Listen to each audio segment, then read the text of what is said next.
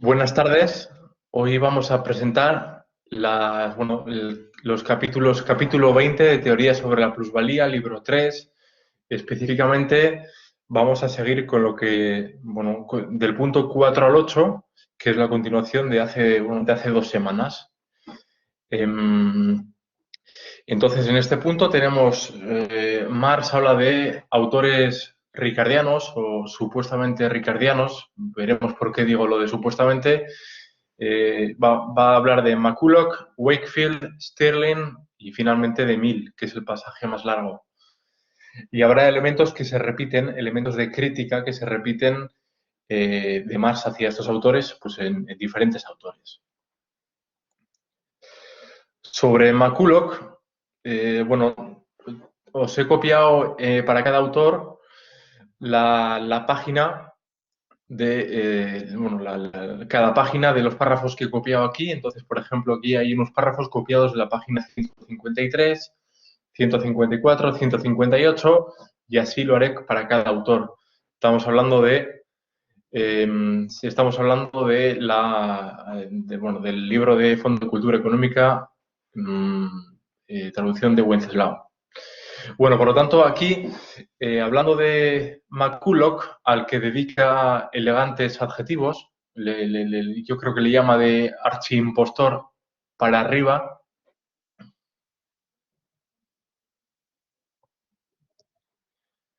Tenemos aquí un problema con el audio. No sé si queremos esperar a que lo arregle el compa. Vale, voy a seguir entonces.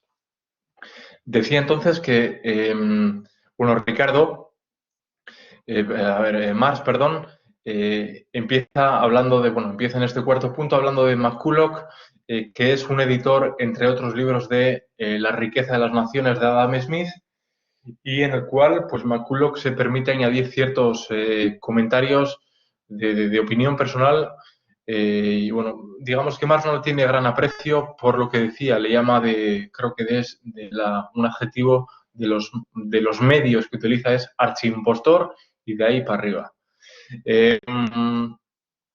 Entonces Marx explica que Ricardo no llega a explicar cómo rige la ley del valor en el intercambio de mercancías por trabajo y de dónde entonces sale la ganancia a partir de la plusvalía, pero entonces McCulloch, supuestamente tratando de desarrollar a Ricardo, vuelve a Malthus. ¿Por qué? Porque acaba afirmando que en el intercambio de mercancías por trabajo no rige la ley del valor, sino que una mercancía se intercambia por más trabajo que el que ella misma contiene. Profit, lo que ya hemos visto en otras sesiones, que es profit upon expropriation, lo cual haría posible la ganancia del capitalista. Es decir, una mercancía se vende por encima del valor y esa diferencia sería el origen de la ganancia. Esa es la solución que da McCulloch al problema planteado por Ricardo, pero que es anti-ricardiana la solución. Es más una vuelta a Malthus. Sobre este punto, si queréis indicar algo, y bueno, sobre cualquiera, pues me cortáis y vamos viéndolo. Si no, voy a pasar al quinto punto, ¿vale?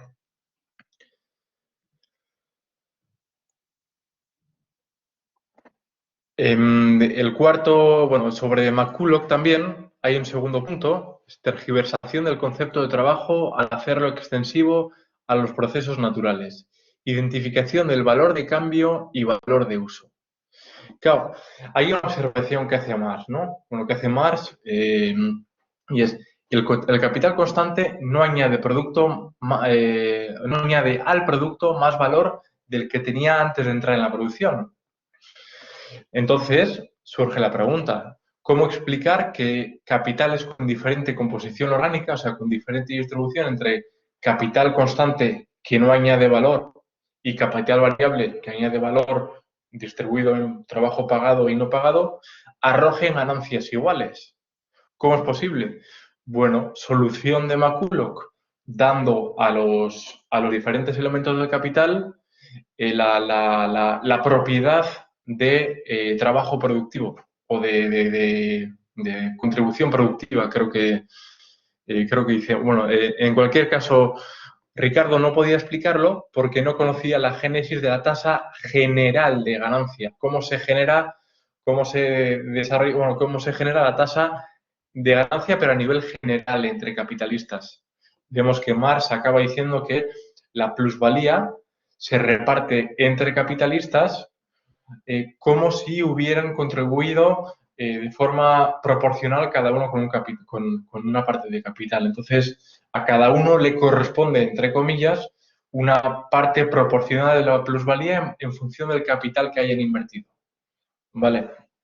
Entonces, bueno, esto McCulloch no lo desarrolla así, sino que dice, bueno, claro, capitales con diferente composición orgánica arrojan ganancias iguales porque, bueno, los diferentes elementos del capital constante los transforma, la fórmula que utiliza, perdón, la forma que utiliza Marx para hablar de la solución de McCulloch es que convierte las mercancías en obreros. Dicho de otra forma, el valor de uso que aportan las mercancías al proceso productivo lo convierte o lo llama McCulloch valor de cambio. Por lo tanto, al considerar que las mercancías se comportan como obreros, pues no hay ninguna dificultad a la hora de explicar cómo diferente distribución como diferentes capitales con diferentes distribuciones entre capital constante y capital variable arrojan ganancias o tasas de ganancia igual. Entonces, claro, las mercancías serían receptoras de salarios por trabajo acumulado, no por trabajo presente, sino por trabajo acumulado. De tal forma que la ganancia del capital, vemos en el párrafo inferior, la ganancia del capital es simplemente otro nombre que se da al salario, que se le da al salario por el trabajo acumulado. ¿Vale? Ya está entonces explicada la paradoja según la cual hay tasas de ganancia iguales para capitales desigualmente distribuidos. Con este punto, este segundo punto, habríamos acabado el apartado de McCulloch y pasaríamos al quinto, en el cual habla de Wakefield, al cual le reconoce al haber distinguido correctamente el capital como trabajo pretérito. Y lo vemos en estos párrafos. Bueno, Wakefield y el siguiente, Setterfield, son simplemente 2 páginas cada uno. Entonces, 169, 170 para Wakefield. Y aquí dice, el trabajo pretérito se cambiaría siempre por una cantidad igual de trabajo presente y ahí hace la diferencia entre capital, trabajo pretérito y trabajo y fuerza de trabajo, que sería el trabajo presente. Pero claro, luego ya diría que el valor de trabajo en relación con otras mercancías no se determina, por lo menos en la medida en que el salario depende de la participación por cantidades de trabajo iguales, sino es por la relación entre la oferta y la demanda. Es decir, el valor de trabajo se determina por las condiciones de mercado, que son las que posibilitarían la ganancia. Por otro lado, Wakefield resalta la relación negativa entre el nivel de salarios y el plusproducto del propietario. Pero luego veremos que, bueno, Marx, al criticar a otros autores, dice que hay que diferenciar entre lo que es la plusvalía y la ganancia, la tasa de plusvalía y la tasa de ganancia. Me tenéis que decir, al menos por el chat, si oís correctamente, porque tengo aquí un indicador de que mi conexión no es del todo, no es la mejor. Entonces, si me decís si se me oye bien. Se te oye bien, ¿eh? Vale. Si luego te lo decimos. De acuerdo. Vale. Gracias. Entonces, esto sería lo que dice, eso sería lo que dice Marx sobre Wakefield. Le reconoce el haber distinguido la diferencia entre capital, trabajo pretérito y el trabajo presente, y luego pues le hace ciertas críticas en torno a cómo se determina el valor del trabajo y en la parte inferior, bueno, sí que Wakefield habla de la relación negativa entre salarios, nivel de salarios y nivel de plusproducto, pero luego Marx veremos que profundiza en esta diferencia y lo hace más complejo, hablando de la tasa de ganancia. Sobre Stirling, Stirling hace...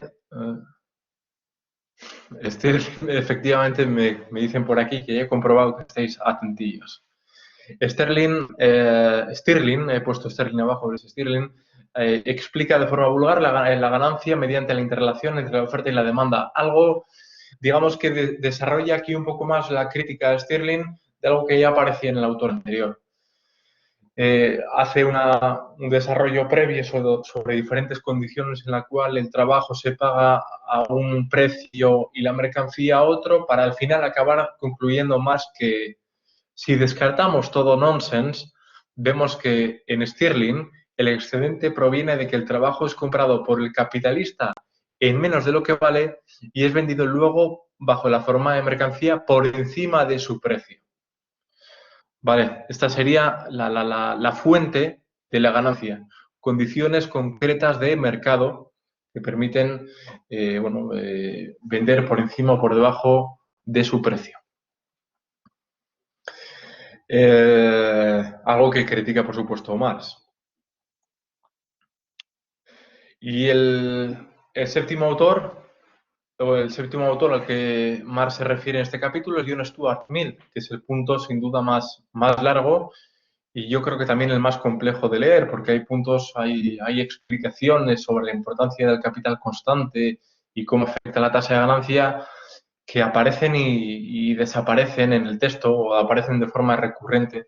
Entonces, bueno, al menos para mí ha tenido cierta complejidad. Empecemos por el primer punto. Bueno, primero, empecemos por el título que le dan a este apartado. Estériles tentativas de derivar directamente de la teoría del valor de la tesis ricardiana de la proporcionalidad inversa, estériles tentativas de derivar directamente de la teoría del valor de la tesis ricardiana de la proporcionalidad inversa entre la tasa de ganancia y la magnitud de salario. Punto A. Confusión de la tasa de plusvalía con la tasa de ganancia. Elementos de la concepción del profit upon alienation y concepción confusa acerca de las ganancias adelantadas de los capitalistas. Yo me voy a centrar sobre todo en el primer punto, que es la confusión de la tasa de plusvalía con la tasa de ganancia. John Stuart Mill confunde, digamos que equipara, la plusvalía o la tasa de plusvalía y la tasa de ganancia.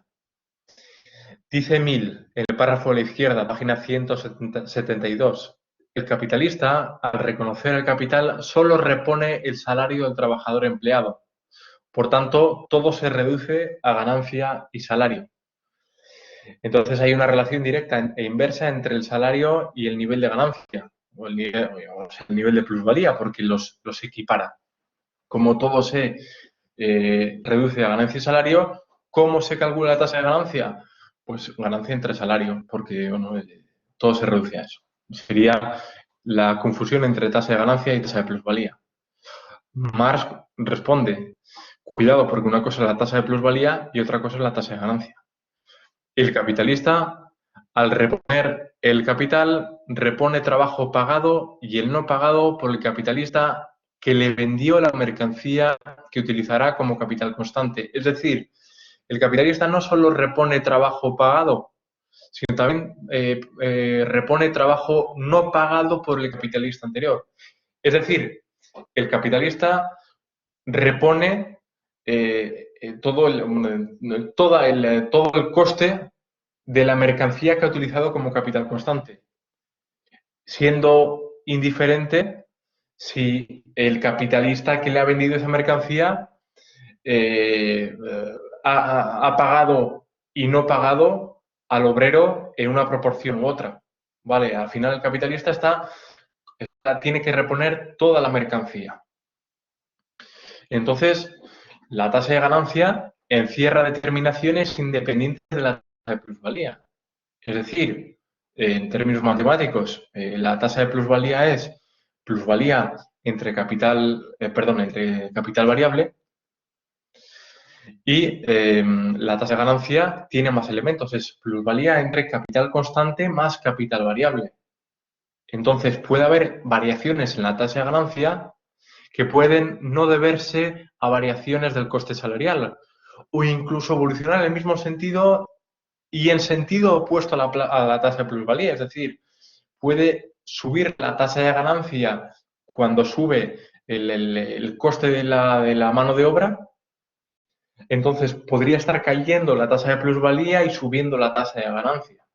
Estos son diferentes escenarios que nos va a presentar Marx en las páginas siguientes y que de hecho ya retoma, si no me equivoco, en el libro 3 de forma bastante rica, entre otros sitios que creo que también, en el libro 3 estoy hablando del tomo 3 del Capital, pero creo que en otros sitios también.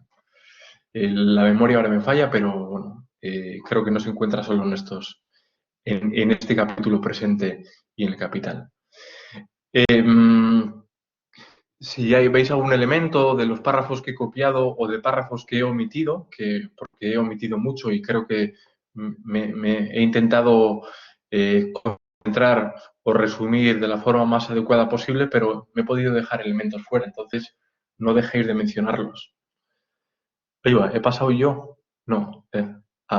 Voy a pasar, ¿vale? Sí. El segundo, sí. A ver. Tengo un eco por ahí. La página 177. 177. Sí, el párrafo. No se te oye del todo, ¿eh? O al menos yo no te oigo. A ver, ¿me oyes? A ver. Sí, mejor, sí.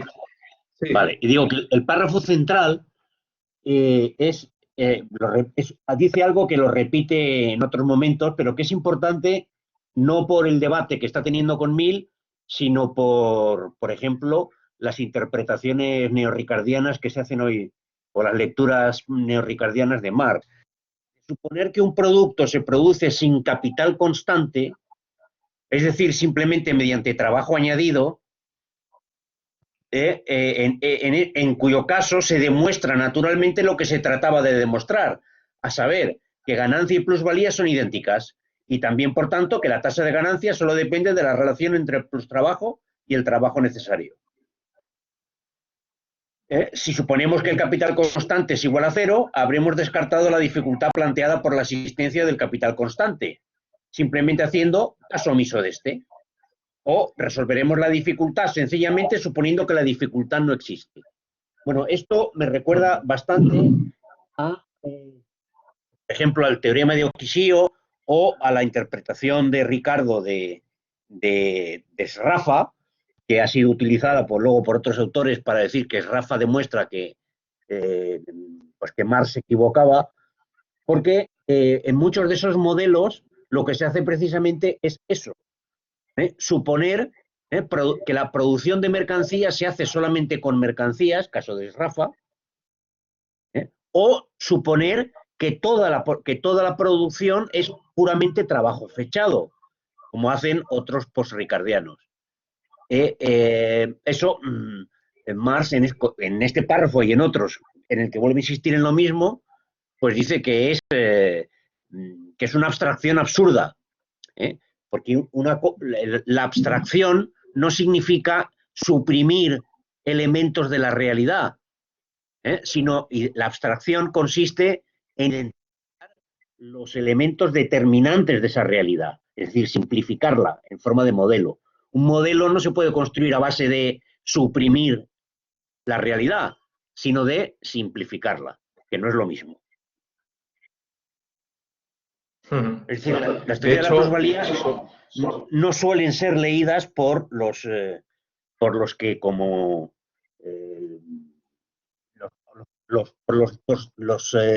por los neorricardianos, ni tampoco suelen ser muy citadas tampoco por los marxistas kantianos tipo el traductor de Madrid, de la Complutense. Liria. Y sus amigos de la facultad, Liria y compañía. O César, el César San Juan. No he oído la última frase, pero bueno. Si puedes apagar el micro cuando hables, porque si no tengo un eco. Ahí. Sobre este apunte que has hecho. Claro, sí. Sobre este apunte que has hecho, el mismo Mill habla de un ejemplo de dos capitalistas, en un sentido, bueno, un primer capitalista que vende la mercancía al segundo capitalista y dice, bueno, el segundo capitalista compra una mercancía al primero. Entonces, ¿cómo se distribuye el valor creado? Bueno, pues en salario y ganancia. ¿Y cómo se distribuyen? ¿Cómo se distribuye digamos, la mercancía final? ¿Cómo se puede distribuir? Pues tiene parte de trabajo, o sea, parte de trabajo pagado y parte de ganancia.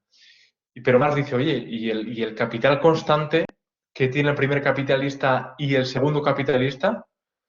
Entonces Mill dice, claro, el segundo capitalista es verdad que le compra mercancía al primero, pero al primero Mill le supone que no tiene capital constante, ¿vale? Entonces, para el segundo capitalista nos estábamos preguntando, bueno, oye, Mill se estará olvidando de que el primer capitalista, o sea, de que el segundo capitalista le ha comprado mercancía al primero y de que eso para él es un coste. Y Mill al final dice, bueno, no, pero es que, claro, tengo en cuenta que el primer capitalista desarrolla la mercancía con solo trabajo vivo, o sea, con solo mano de obra.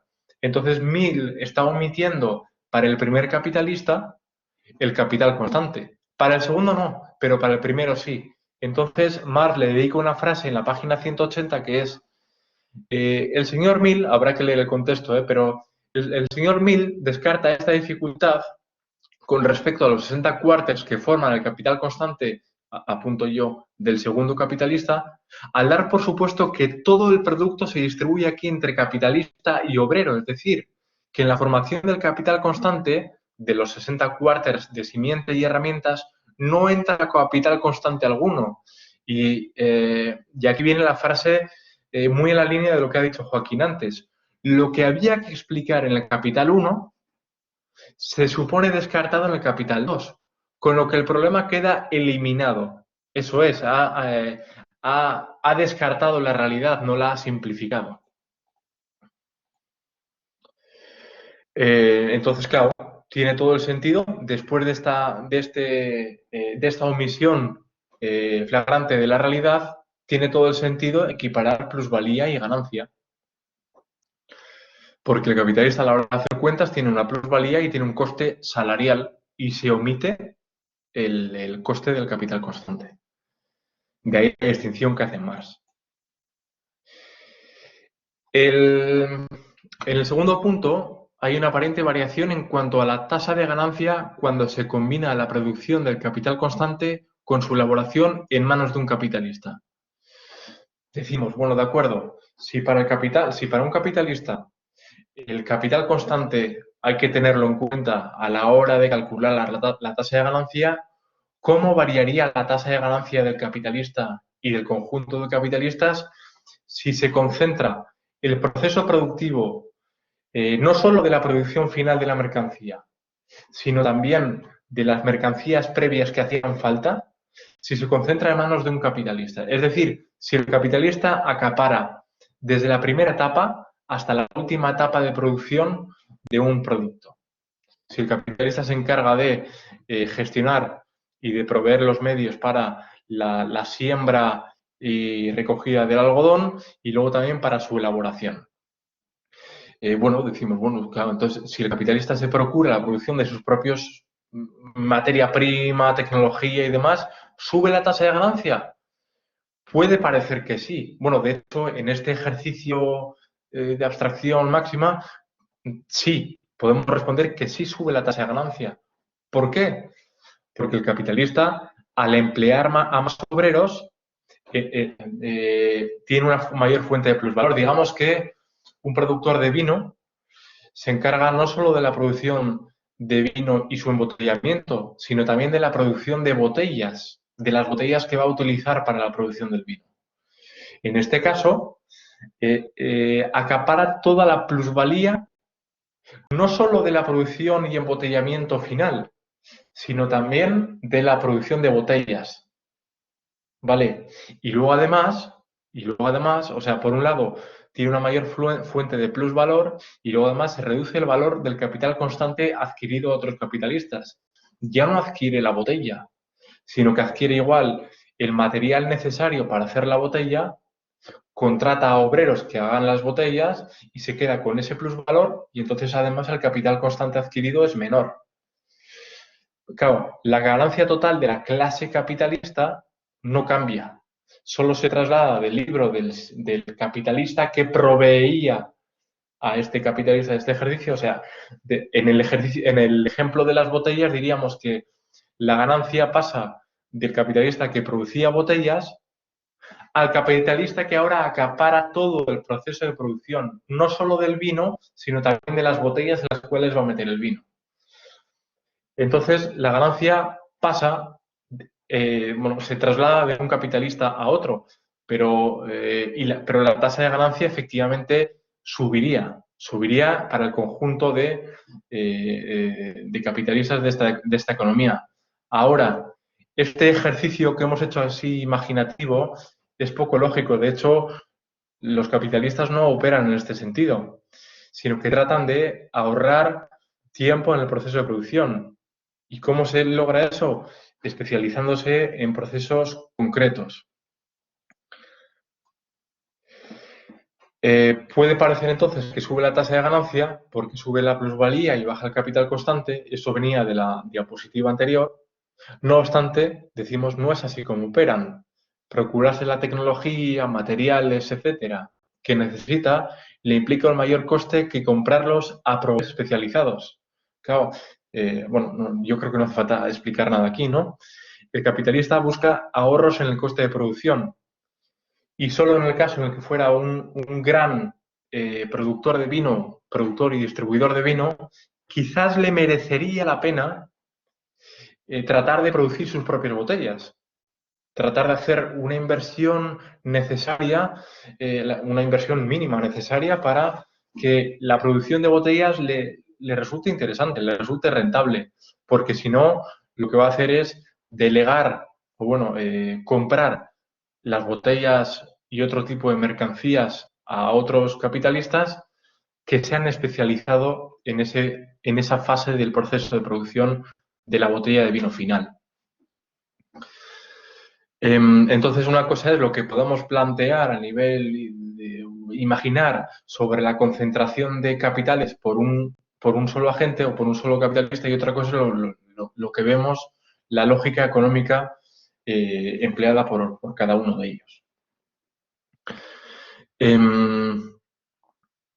Por eso dice Marx que este punto de vista no mueve y rara vez puede mover por sí mismo al capitalista individual, porque lo que le mueve es el ahorro real en el coste de producción.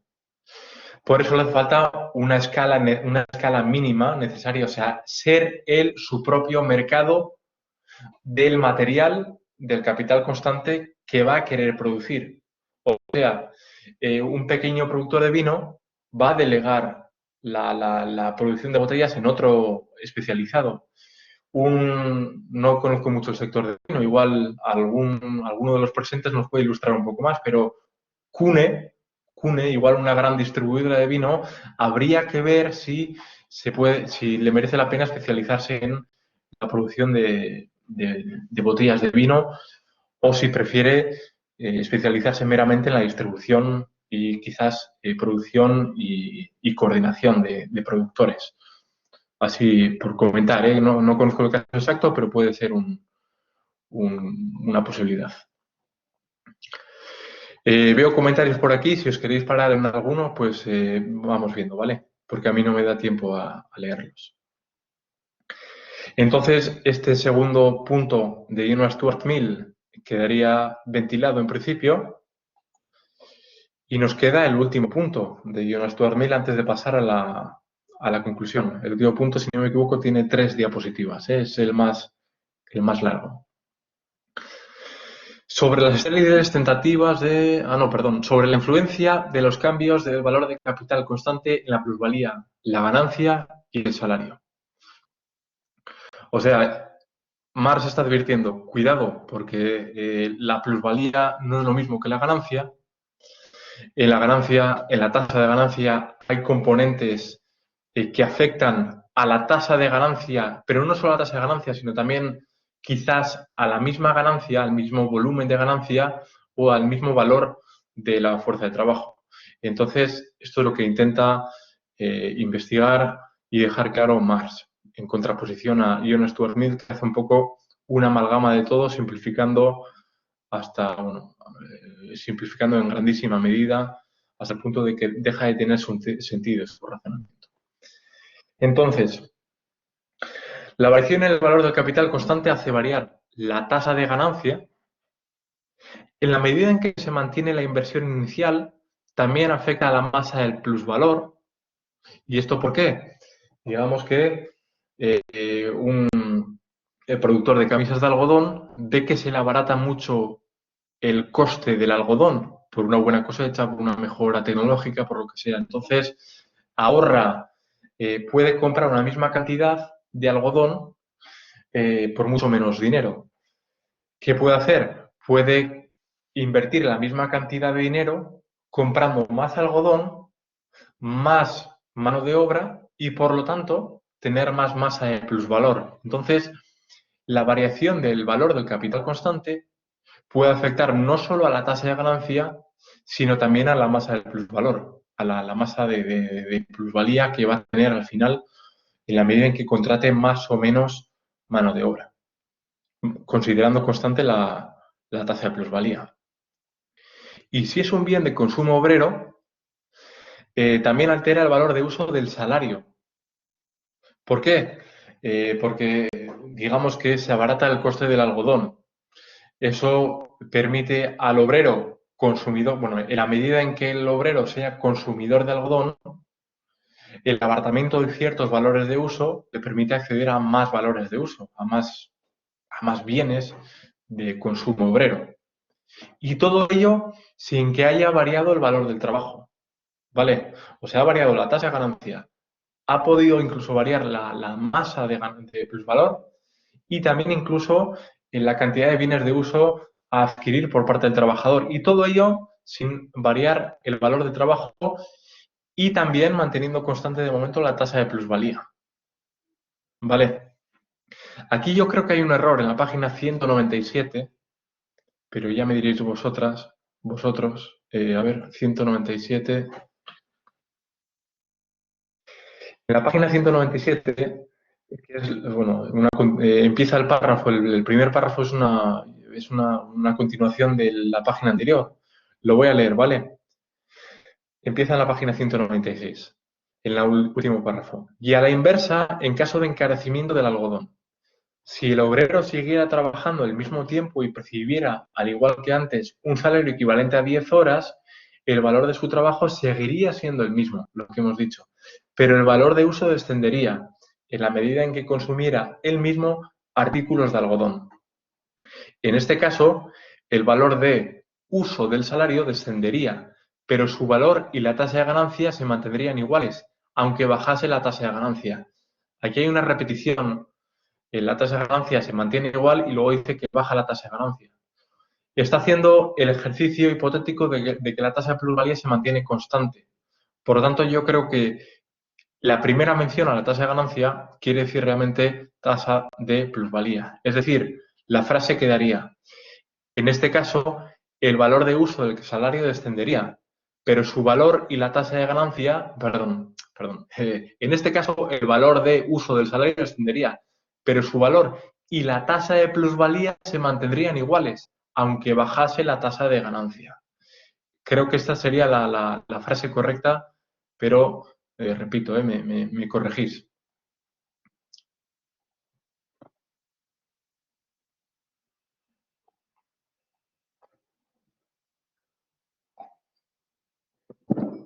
Vale.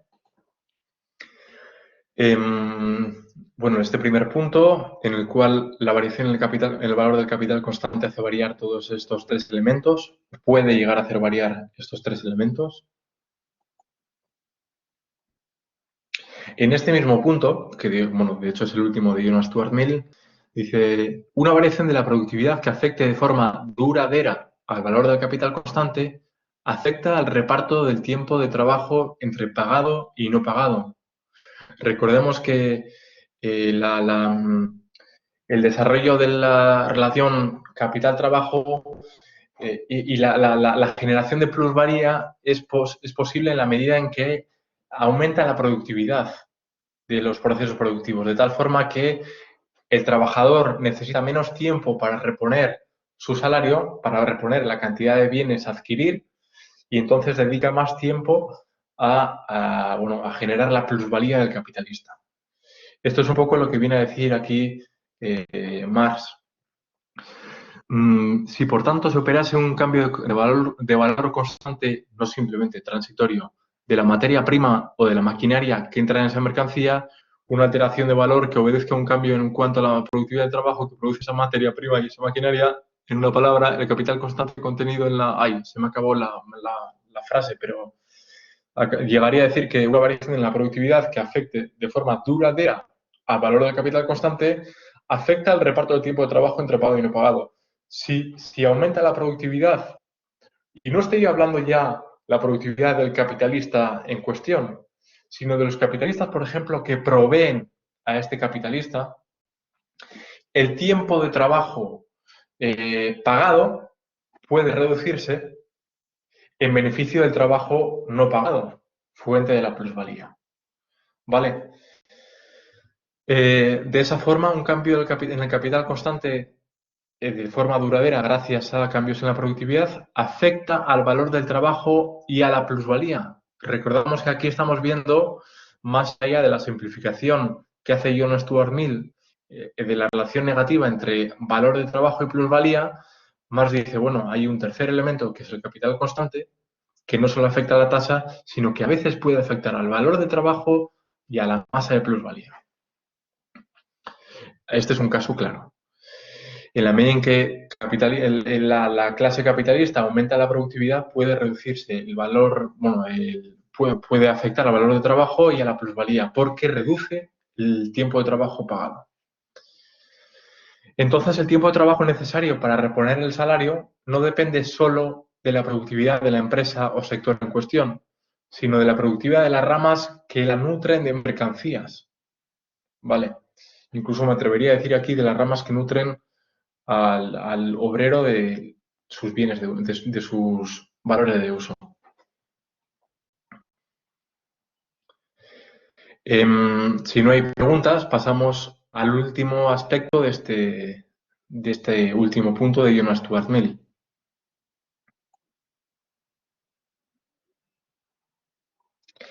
Aquí Marx hace acaba resumiendo a partir de este cálculo de la tasa de ganancia,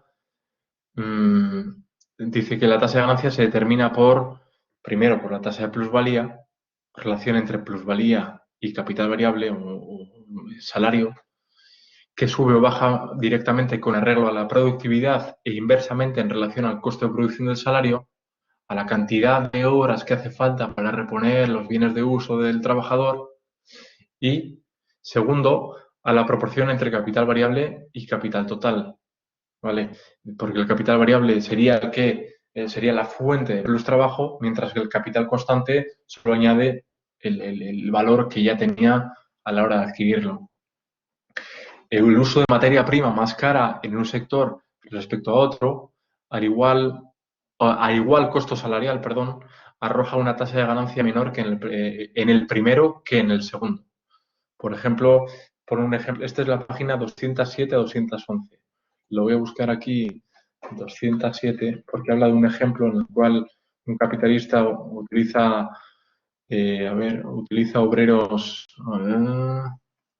A ver, en la página, 209, a mitad de página, cuando manteniendo igual la inversión en trabajo asalariado, las materias primas elaboradas por un capital por ejemplo el trigo, son más caras que las elaboradas por otro, por ejemplo la avena, o plata o cobre o lana o algodón tal, la tasa de ganancia tiene necesariamente que hallarse en ambos capitales en razón contraria a la carestía de las materias primas.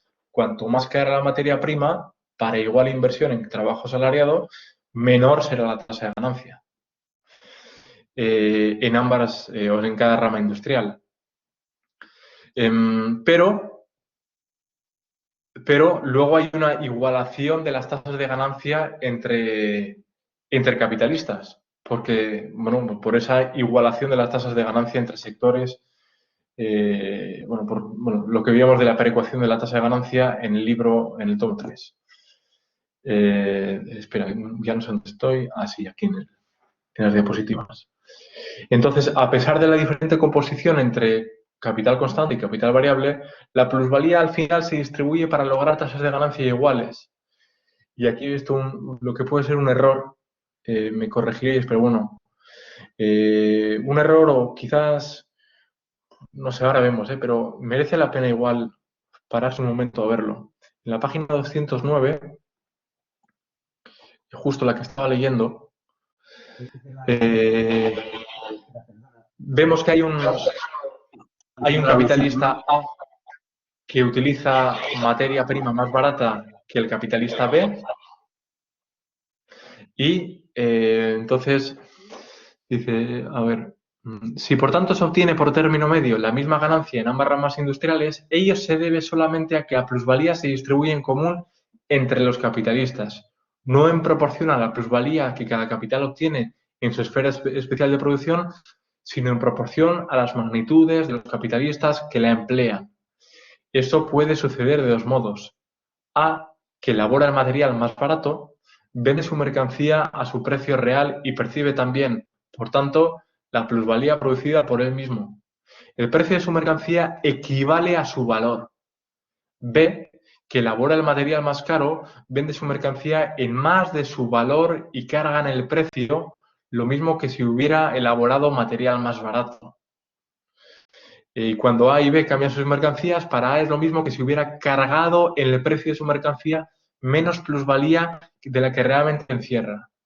En este caso, ¿no estaría A vendiendo a un precio de producción menor que su valor y B vendiendo a un precio de producción mayor que su valor? O sea, para B yo creo que está bien, pero para A dice que está vendiendo a su valor y sin embargo luego dice que da un poco de plusvalía a B. Bueno, dicho de forma rápida y mal, ¿eh? ¿No creéis que en la frase que he copiado en el PowerPoint sería más correcto decir que A vende por debajo de su valor? El precio de su mercancía es menor a su valor. Para que esta igualación y esta transferencia de plusvalía sea efectiva.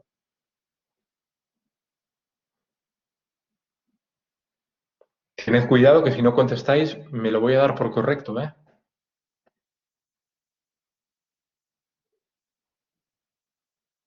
Estamos pensando, Mac, de todos modos no te preocupes porque haya instantes de silencio que recortar es muy fácil en YouTube.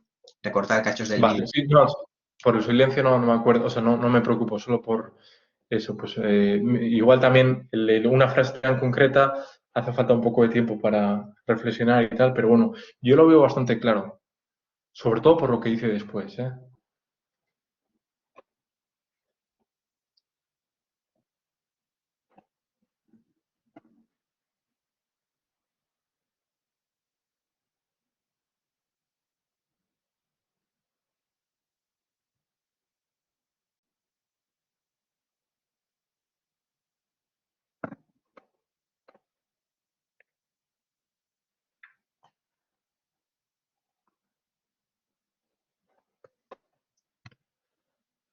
A elabora un producto con una materia prima más barata que B, entonces el capital constante se supone que es más, bueno, el valor del capital constante es menor que en B, y si cada uno vendiera su valor, la tasa de ganancia de A sería mayor que la de B, pero por la igualación de las tasas de ganancia,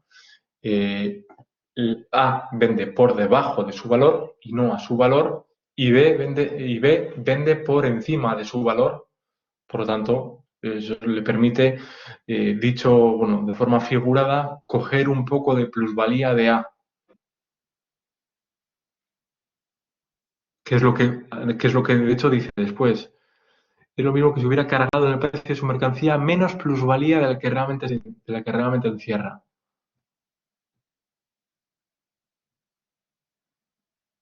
Y esto es lo que se llama la tasa general de ganancia.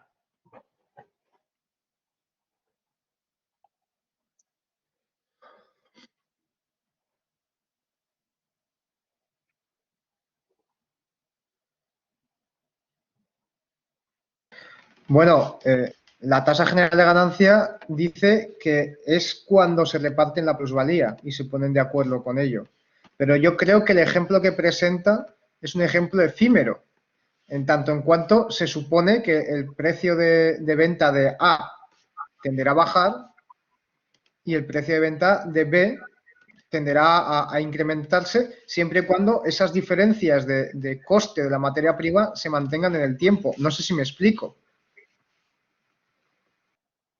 Sí, sí, por supuesto, pero obviando en este ejemplo súper simple de dos, estático, además de dos capitalistas con el mismo empleo de capital variable, pero diferente capital constante, sobre todo, es verdad que luego habría que tener en cuenta a toda la clase capitalista, a la tasa general de ganancia de todos los capitalistas y ver cómo se sitúa A respecto al resto. De B lo tenemos claro. B tiene un capital constante, o sea, B vende por encima de su valor. Por lo tanto, se entiende que la tasa de ganancia individual que obtendría sin esa igualación sería menor que la tasa media. Por lo tanto, vende por encima de su valor. El precio de producción es mayor que el valor. De A podríamos suponer que se encuentra justo en el nivel medio de la tasa general de ganancia. Entonces decimos, bueno, pues vende a su valor. Pero si luego está afirmando Marx que A, como dice, vende su mercancía a su precio real y percibe también, por tanto, la probabilidad... A ver. Y cuando A y B cambian sus mercancías, para A es lo mismo que si hubiera cargado en el precio de su mercancía menos plusvalía de la que realmente encierra. O sea, ahí A nos está diciendo, o sea, en el ejemplo nos está diciendo que como si A y B conformaran toda la clase capitalista y se distribuyen entre ellos la plusvalía. Si parte de la plusvalía va de A a B, el precio de producción de A es menor que su valor. El precio de producción de la mercancía de A es menor que el valor de esa mercancía. Luego ya habría que tener en cuenta, como dices, pues posibles cambios, pero bueno, yo creo que es más simple que todo esto. Lo incorrecto sería, en mi opinión, la afirmación de que A vende a su valor. ¿Has verificado, Juan, la traducción de Venceslau? No. Así que no sé, pero me parece un error demasiado absurdo. Es verdad que los hemos visto, y que eran de la traducción, como para equivocarse en la traducción. Lo estoy buscando, ¿eh? En cuanto lo encuentre lo paso. Dicen por aquí que la traducción es correcta. Yo realmente, Juan, no termino de ver el problema que tú sí ves y creo que es por la interpretación, lógicamente. Entiendo que lo que aquí Marx plantea es un caso particular en el cual A va a vender por su valor su mercancía, por lo tanto ya estamos en un plano de abstracción diferente al de la competencia, ¿no? Esto viene a ser un plano abstracto y partiendo de este punto, ¿no? De este agarre a la realidad, por decirlo de alguna forma, de que vende su producto por su valor, tenemos el caso particular de B que pretende o parece ser que se equipara a una empresa como puede ser A en el intercambio que hacen entre A y B.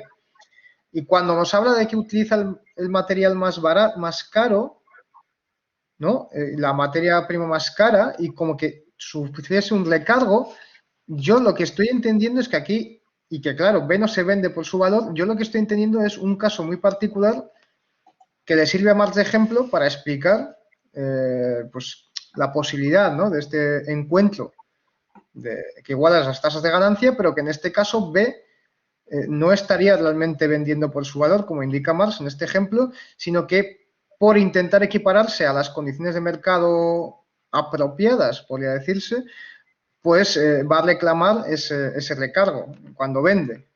Entiendo yo que se refiere a eso.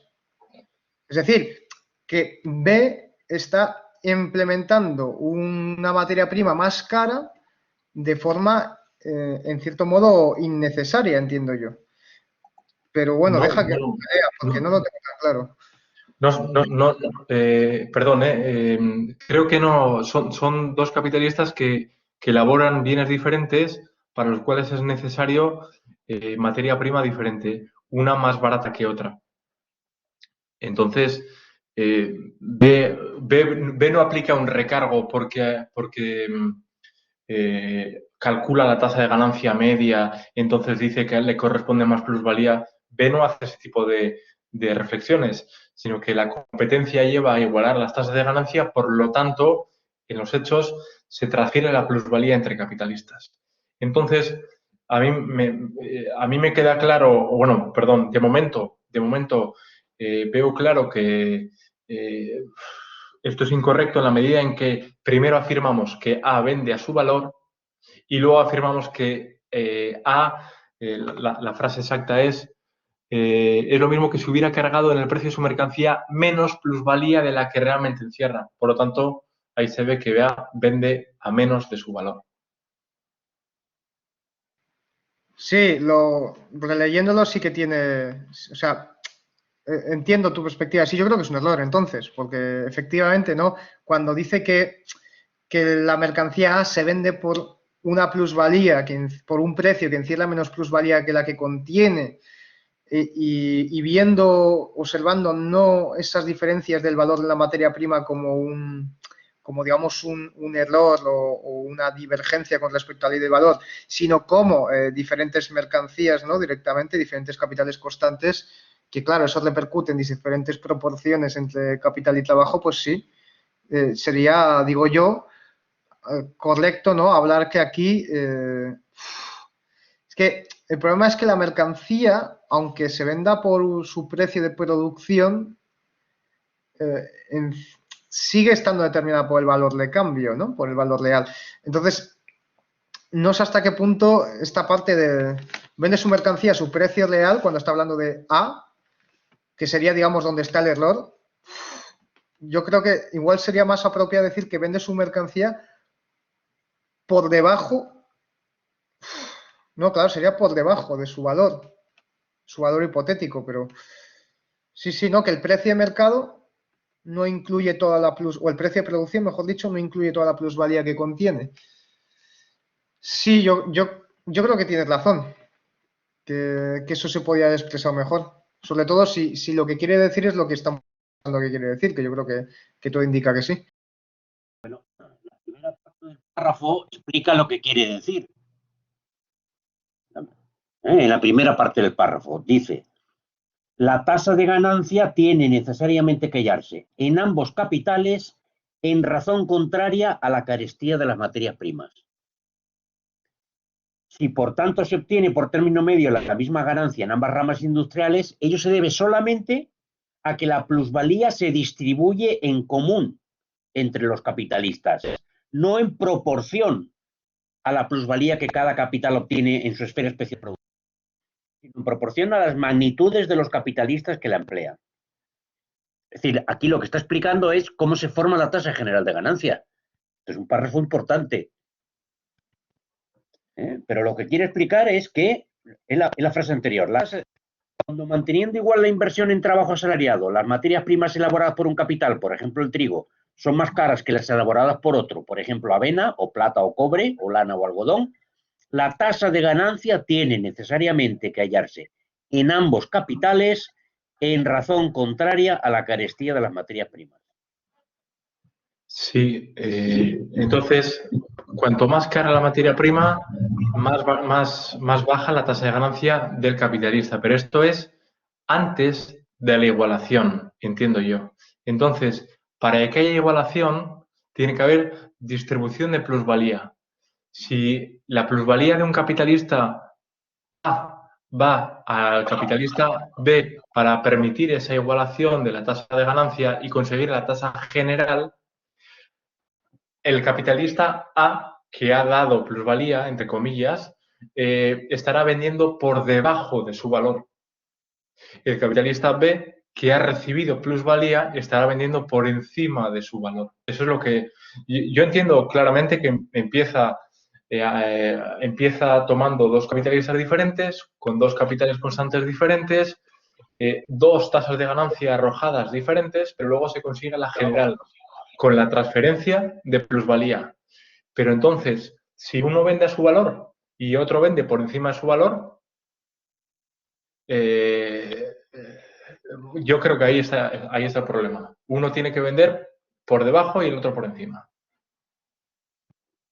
Sobre todo, si luego está afirmando que el capitalista A está vendiendo como si no aplicara toda la plusvalía. La frase que he dicho una y otra vez. Para mí esa es la clave, la que es contradictoria. Porque si suponemos que hay más capitalistas que venden con composiciones orgánicas diferentes, A puede estar en la media y vender a su valor, pero entonces no estaría vendiendo, transfiriendo plusvalía, sino que se quedaría con toda la plusvalía. Lo cual Marx afirma posteriormente que no es así. Hay un artista por ahí. Yo creo que la frase es correcta. Lo que no entiendo es el ejemplo que está. O sea, ¿por qué da este ejemplo? O sea, A elabora el material más barato y vende su mercancía a su precio real, al valor, ¿no? Y obtiene la plusvalía, que la plusvalía estaría aquí en amarillo. O sea, tiene que adelantar 15 de capital y vende la mercancía a 20, ¿no? En el caso de B, que en vez de tener que usar la materia prima de 10, ¿no? Vamos a suponer que todo el capital constante más materia prima. Usa una de 15, debería vender la mercancía, o sea, ha tenido que adelantar capital 20 y la mercancía la tendría que vender a 25 para que fuese vendida a su valor, ¿no? Pero lo que hace es que como ha adelantado 20, va a venderla por encima de su valor, ¿no?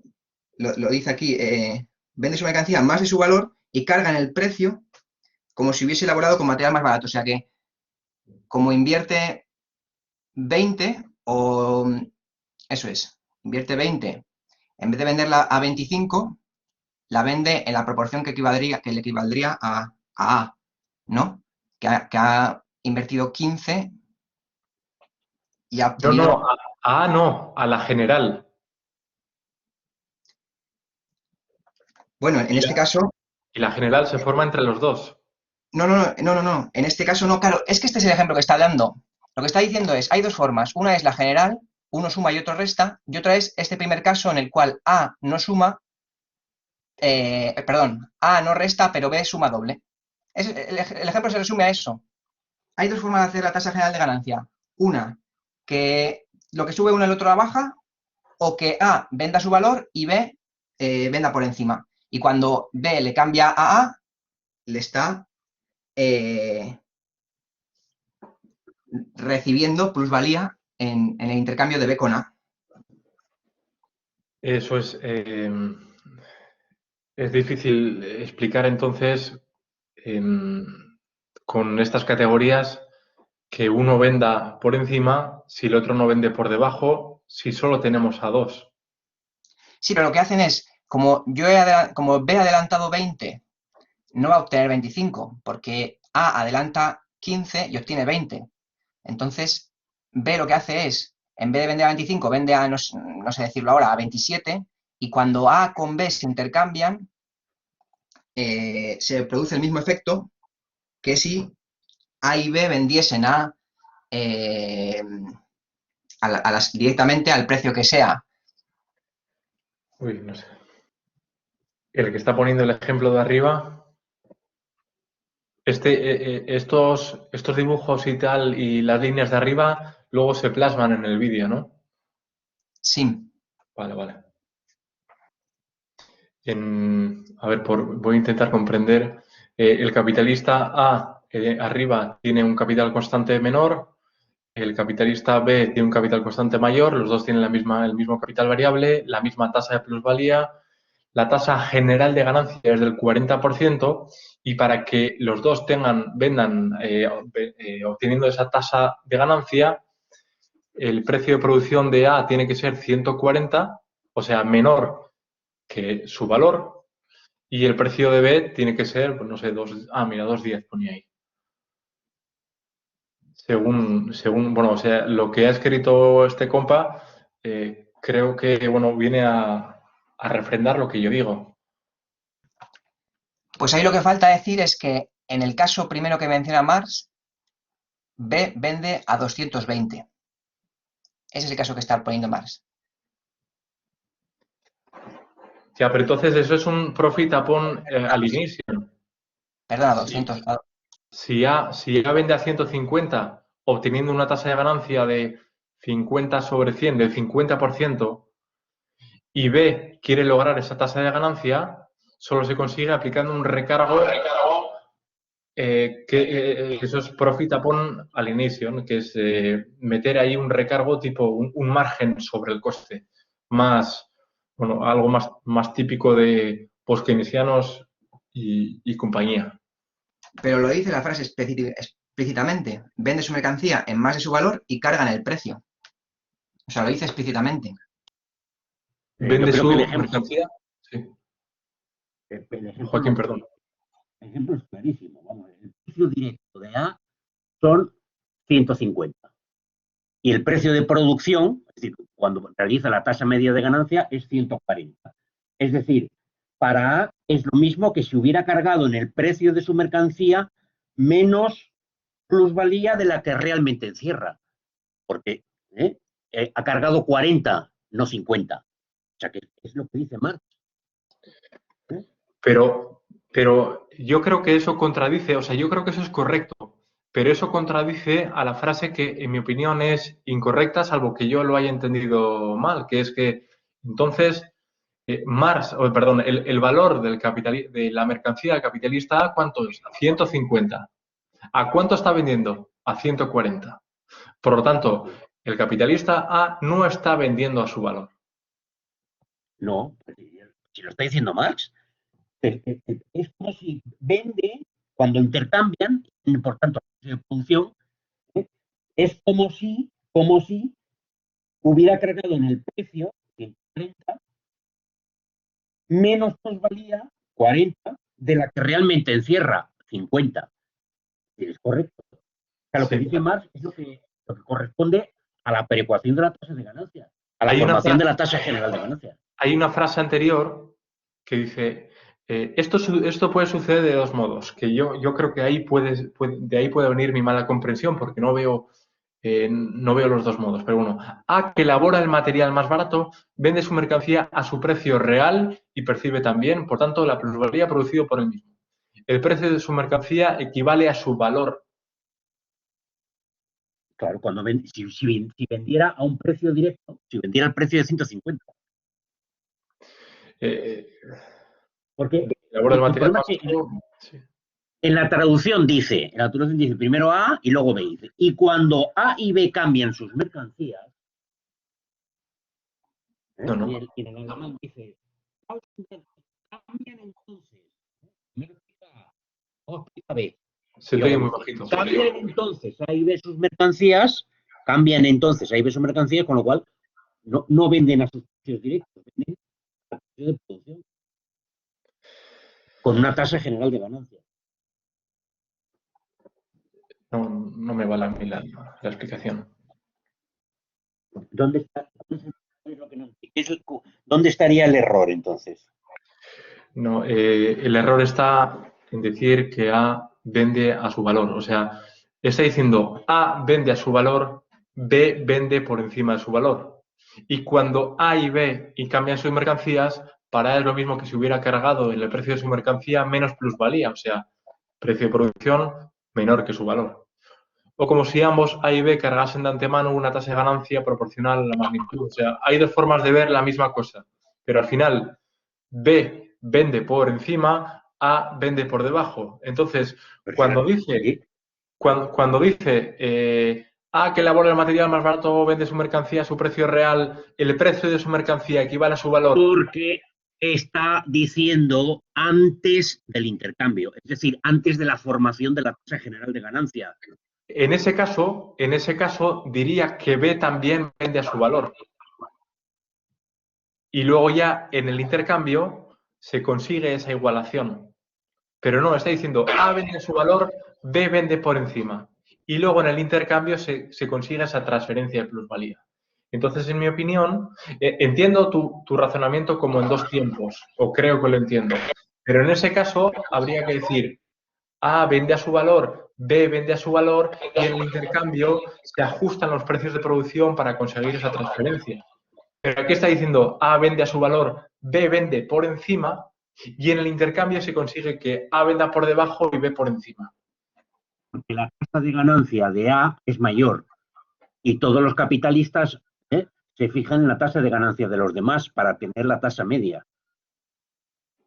Porque si A vendiera su valor y B vendiera su valor, cada uno tendría una tasa de ganancia distinta. Estoy de acuerdo. Por lo tanto, si no hay perecuación de la tasa de ganancia, la tasa de referencia es la más alta. Con lo cual, B tendría que vender por encima de su valor, lo cual es imposible. Es un ejemplo abstracto. Pero si la tasa de ganancia directa de A, si no existiera B, sería el 50%. Por lo tanto, B, que tiene una tasa inferior, tendría que vender también a una tasa ganando un 50%. Por tanto, tendría que vender por encima de su valor. Hacer como si su capital constante le costara menos y le permitiera obtener una ganancia mayor. Pero cuando se intercambian, cuando entran en la circulación general, se establece una tasa general, que no es la de referencia del que tiene la tasa más alta. Ya, entonces estaría hablando, en mi opinión, de dos casos, dos abstracciones, una incorrecta, o una que no se aplica y la otra que es la que realmente se aplica. La que no se aplica es que B toma en cuenta la tasa de A y entonces sube su precio de forma significativa para igualar la tasa de A, pero ese caso no aplica. El caso que aplica realmente es el segundo, que A transfiere plusvalía a B, o sea, que A vende por debajo de su valor y B por encima de su valor. No hay ningún error, Juan. O sea, yo tampoco, perdón, sí. Y yo creo que si pensamos desde la clave de la inflación se ve por qué no hay ningún error. Mira, fíjate, dice, primero A va al mercado y vende su mercancía a su precio real. O al menos así es lo que a priori se presenta. Pero resulta que B, que ambiciona también lograr una tasa de ganancia igual, pues ejerce un recargo. Entonces B vende por encima de su valor. Entonces, si observamos esto como un proceso inflacionario en el que, digamos, los precios se incrementan de forma artificial, ¿no? Por esta búsqueda de alcanzar la tasa de ganancia ideal, ¿no? O de una ganancia apropiada, pues tenemos que cuando se produce el intercambio habiendo aplicado el recargo a la mercancía B, es ahí cuando se produce que A no vende a su valor. No sé si me explico. O sea, A acude al mercado con la intención de vender su mercancía por su valor. Pero en tanto que le intercambia por B, que es una mercancía con un recargo, se produce el fenómeno por el cual no vende a su valor. No sé si me explico. Entonces, si lo pensamos como la inflación, que posiblemente sea un mecanismo muy interesante para explicar la igualación de las tasas de ganancia, pues tenemos este fenómeno que, como ya digo, yo creo que esto hay que leerlo de forma, como una secuencia lógica, ¿no? O sea, como es un proceso, no es que una sea falsa, sino que lo que inicialmente comienza en un punto termina en un punto completamente diferente, que es la igualación de las tasas de ganancia y que A pierda parte de la plusvalía que en origen había creado. Yo creo que se debería leer así. Para mí no hay inflación que valga en este caso, pero entiendo que sería una forma de salir de esto, pero yo creo que aquí Marx está hablando de dos casos que no hace una diferencia clara entre ellos, que el segundo caso es el aplicado y que el primer caso, bueno, es ficticio. El primer caso es aquel en el cual el capital B aplica, sube su precio por encima de su valor hasta alcanzar la tasa de ganancia de A. Pero luego, lo que dice más adelante es que en el intercambio A baja y B sube, logrando esa tasa general. Yo creo que está ahí en una diferenciación no clara de dos casos, el que aplica y el que no aplica. Sí, yo creo, Juan, que, o sea, que lo he puesto bien en los datos, que el primer caso sería el de arriba, en el cual el capital A vende a 150, vende a su valor, y el capital B recarga, en vez de vender a 170, recarga para vender con una tasa de ganancia igual a la de A. Y entonces, cuando B y A intercambian sus mercancías, ocurre lo mismo que en el caso 2, en el cual ya directamente A vende a 145 y el B vende a 175, en vez de vender a 150 y 170 o a 150 y 180. Yo creo que son dos cosas diferentes, ¿eh? O sea, que no ocurre lo mismo en uno y en otro. En el primer caso, que es hipotético y real, como dice Joaquín, o sea, hipotético e irreal, como dice Joaquín, y yo también creo, es aquel en el cual A vende a 150 y B vendería, no sé a qué precio debería vender para alcanzar la tasa de ganancia de A. Y el caso real, el que se aplica, es aquel en el cual A transfiere, porque ahí está la clave. No puede vender uno a su valor y otro por encima. Si no, estamos en reflexiones que Marx está criticando una y otra vez. La ganancia no se consigue subiendo el precio para conseguir un recargo. No, se consigue con la plusvalía, con un trabajo no pagado. Entonces, la plusvalía se puede repartir entre capitalistas. ¿Vale? En el caso irreal, en el cual A mantiene el precio en su valor y B lo sube, ahí hay un recargo de B que critica más a otros autores.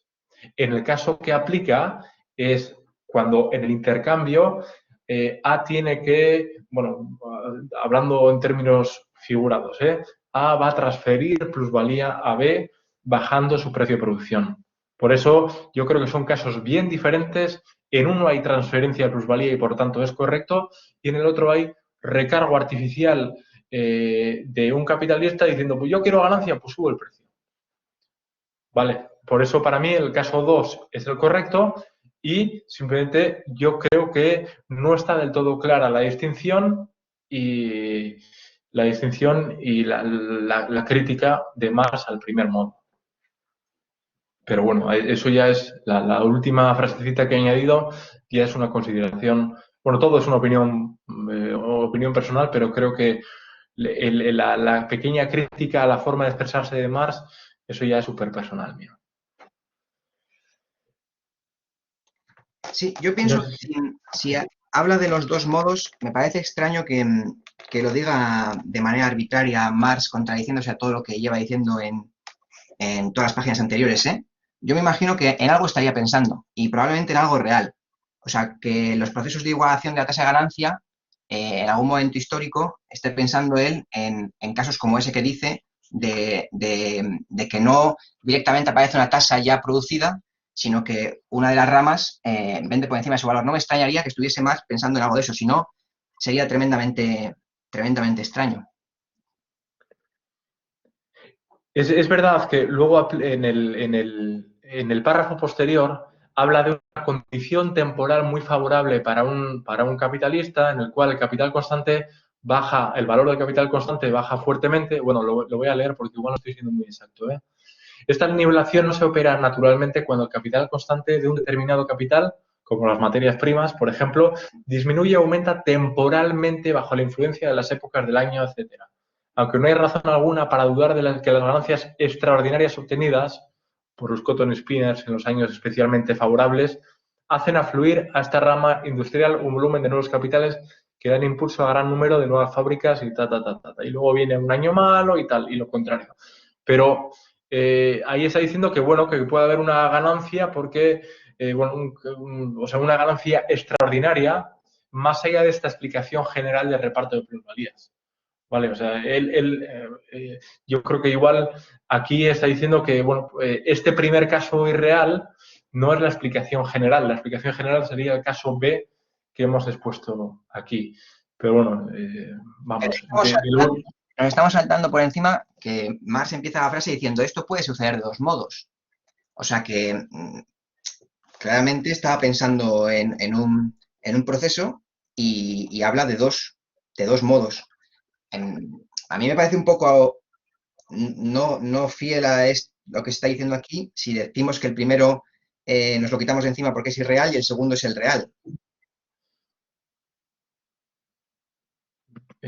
Yo simplemente por leyendo un poco lo que critica Marx de otros, me atendría mucho más al segundo como explicación general que al primero, como fuente de, como mecanismo general de igualación de tasas de ganancia individuales.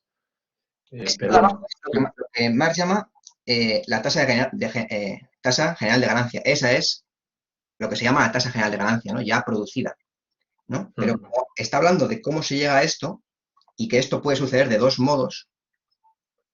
Pero bueno, no insisto más.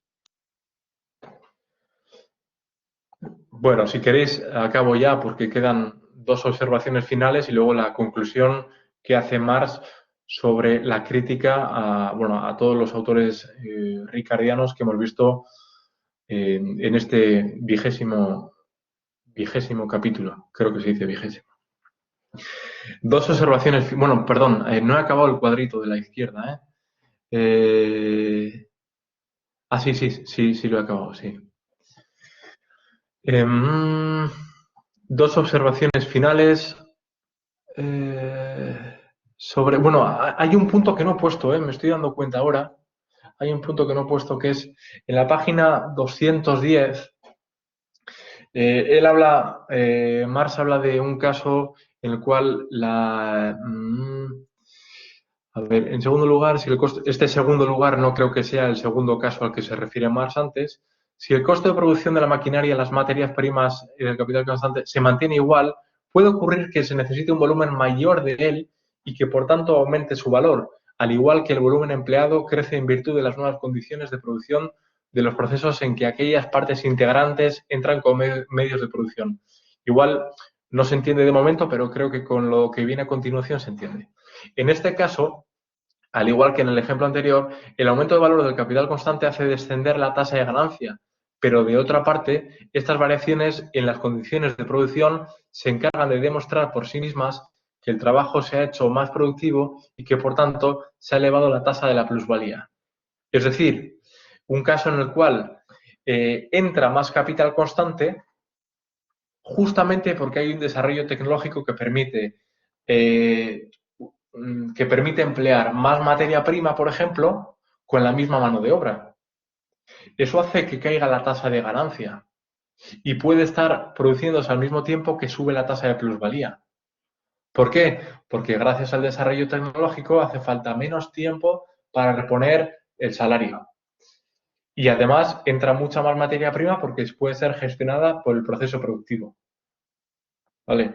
3 trabajadores que fabrican tornillos igual pueden gestionar 1 tonelada de metal durante una semana, pero con una mejora del proceso productivo, una mejora de la productividad, pueden pasar de gestionar 1 tonelada de metal a 10 toneladas. ¿Baja la tasa de ganancia? Hombre, pues sí, a largo plazo sí, porque entra más capital constante. Puede estar bajando la tasa de plusvalía, porque baja, porque el salario se repone más rápidamente. Pero bueno, digamos que esta frase que dice al final, en este caso, al igual que en el ejemplo anterior, el aumento del capital constante hace descender la tasa de ganancia.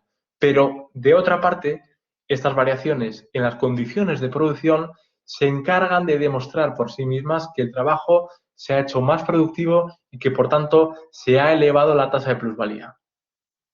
Porque el trabajo vivo consume mayor cantidad de materia prima. ¿Vale? Y luego veríamos, luego indica que esta caída de la tasa de ganancia se puede contrarrestar por una caída fuerte de la tasa, o sea, por un aumento fuerte de la tasa de plusvalía. Habría que ver cuál es el efecto que acaba ganando, aunque a largo plazo ya acaba diciendo en otros pasajes que es la caída de la tasa de ganancia por el aumento del capital constante en relación al capital variable.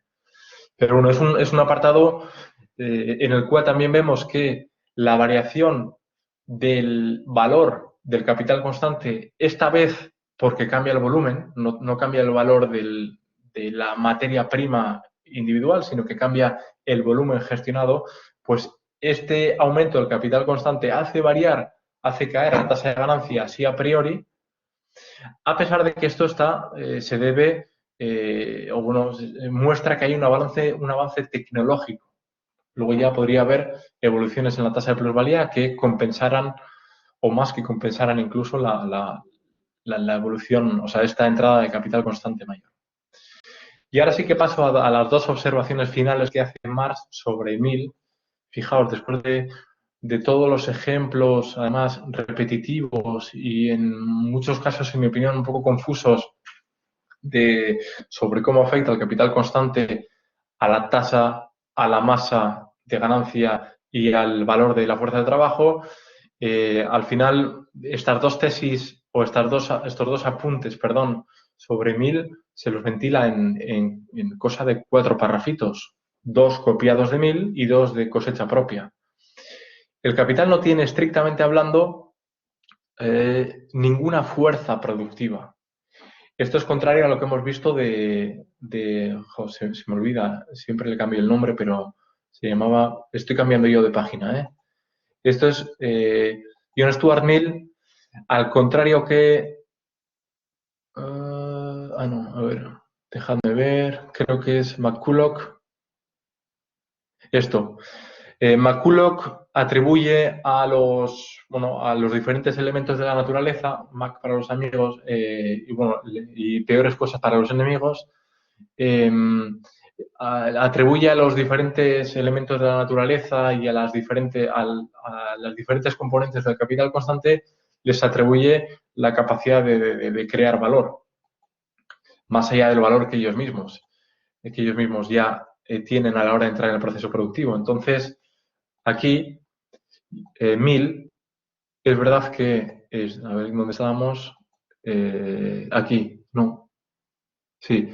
Dice que el capital no tiene, estrictamente hablando, ninguna fuerza productiva. Bueno, Mill confunde aquí el capital con los elementos materiales que lo forman. Los diferentes elementos no tienen ninguna fuerza productiva. Entonces, ese es un punto a favor de Mill que apunta más. Le critica porque confunde los elementos que conforman el capital y el propio capital, pero dice que por lo menos Mill, al contrario que McCulloch y otros, no le atribuye al capital ninguna fuerza productiva. Y luego más adelante dice, la fuerza productiva del capital no es otra que la cantidad de fuerza productiva real de que por medio de su capital puede disponer el capitalista. Es decir, el capital es una relación de producción, algo fundamental.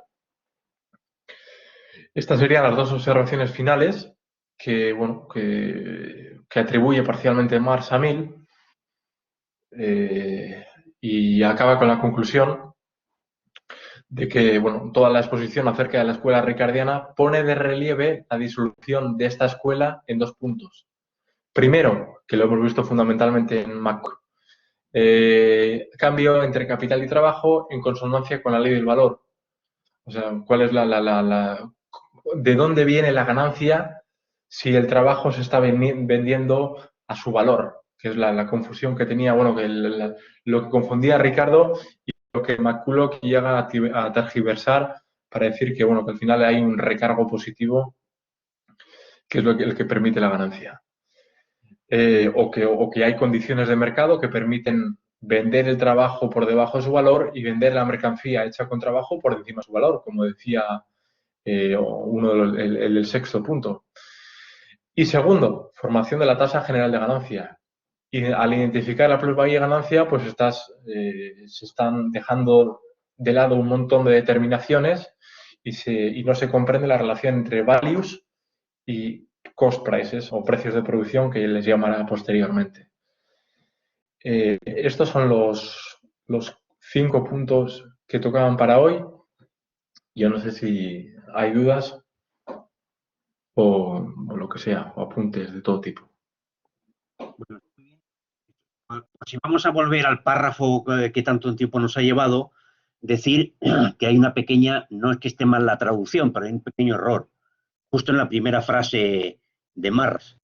Dice, esto puede suceder de dos modos. A, que elabora el material más barato, vende su mercancía a su valor real. Wenceslao ha puesto a su precio real. En el original alemán, que es más lógico además, dice vende su mercancía a su valor real y percibe también, por tanto, la plusvalía producida por él mismo. La palabra es valor, no precio. Pues yo no quería volver sobre el párrafo, quería comentar otra cosa, que bueno, no sé si vosotros que estáis más metidos en el mundo de la economía igual no tiene ningún tipo de relevancia a nivel serio académico, pero entre la izquierda hay por ahí unas teorías ecológicas de la, no sé cómo llamarlo, si lo llaman economía alternativa o cómo lo llaman, en el que se habla del capital económico, perdón, del capital natural. Y es vienen a decir cosas como las de McCulloch, como por ejemplo que los peces o la procreación de los peces, porque en la medida en que no hay, pues los peces suben de precio, ¿no? Entonces le quieren dar valor a la naturaleza y hay toda una teoría sobre el capital natural, si queréis curiosearla, en la que en lugar de entender cómo los medios de la naturaleza disponen valores de uso que mediante el trabajo se obtiene de ellos mercancías con determinado valor y que cuando ese valor de uso se va agotando hace falta más trabajo que aplicar, ¿no? Para obtener la misma mercancía, ¿no? En vez de operar con la ley del valor normal y corriente, pretenden que esas cosas naturales son de por sí fuentes de valor, ¿no? Y que hay que poner precio a todas esas cosas y, bueno, llegan incluso a decir que los coches hay que subirles de precio para cargarles el daño ambiental que van a suponer a futuro, cosa que no sé cómo piensan calcularlo, pero en vez de llamarlo un mero impuesto, pues yo qué sé, un impuesto ambiental y ya está, no haría falta más excusas, le intentan dar una justificación teórica que va por este camino, por la idea de que la naturaleza tiene valor.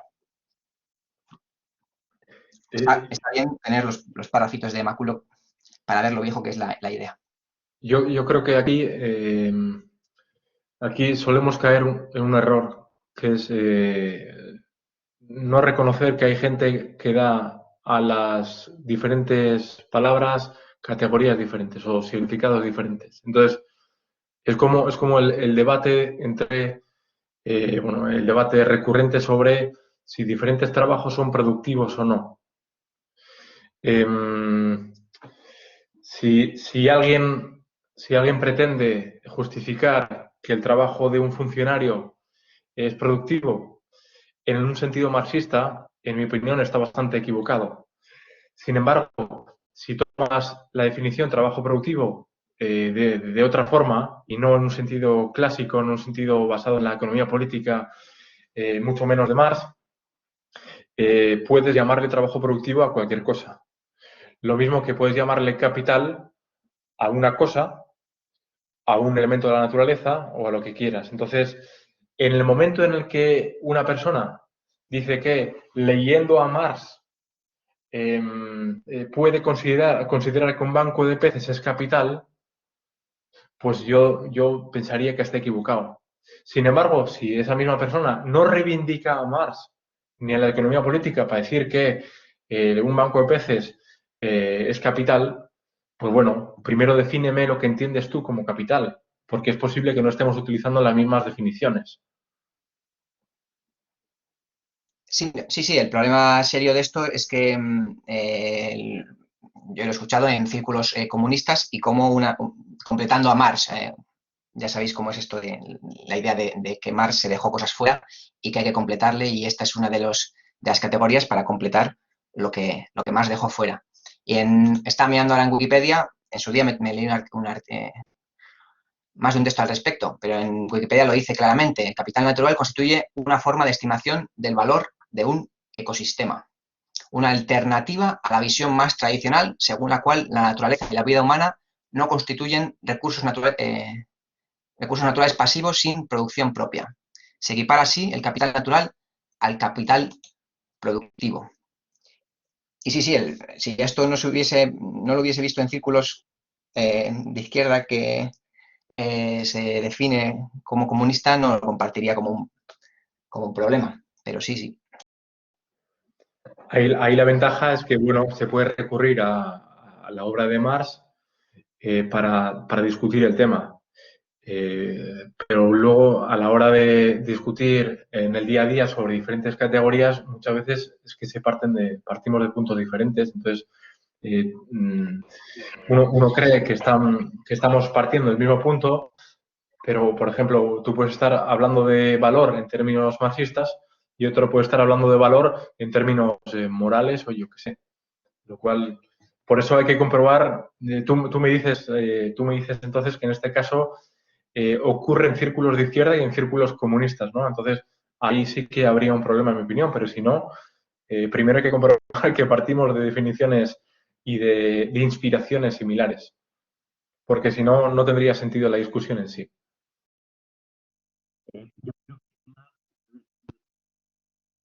Vamos a ver, desde el punto de vista teórico, Joaquín, no se te oye, perdón. desde el punto de vista teórico, una distinción fundamental es la que hace Marx continuamente entre valor y riqueza. La riqueza son los valores de uso. El valor es una característica propia del intercambio de mercancías, de la circulación de los valores de uso como mercancías. Por tanto, ya lo dice, la tierra y el trabajo son las fuentes de la riqueza, de la riqueza. Por tanto, un banco de peces será parte de la riqueza natural. Pero si en lugar de llamarlo riqueza lo llamamos valor, no solamente hay un problema de confusión teórica, sino que si además de valor lo llamamos capital, eso es muy funcional, ese cambio de lenguaje, ese lenguaje es perfectamente funcional a la lógica del capital, que en última instancia quiere convertir absolutamente todo en mercancía, también los bancos de peces y, a ser posible, el aire y el agua y todo. Por tanto, hay un peligro político muy grande, que no es solamente la confusión teórica de no distinguir entre riqueza y valor, entre valores de uso y capital, sino que se le abre la puerta a una mercantilización de la naturaleza que no significa simplemente que vayas a cobrar impuestos indirectos sobre la producción, como se ocurre con la circulación de mercancías, sino que vas a mercantilizar. Pues, al final, ¿qué ocurre? Si es capital, en la lógica del sistema, ¿quién gestiona mejor el capital que los capitalistas? Que sea parte del Estado y que nos deje a nosotros. Son confusiones teóricas que, bueno, probablemente también le resultan muy útiles a los capital para meter la mano en esas cuestiones también. Claro.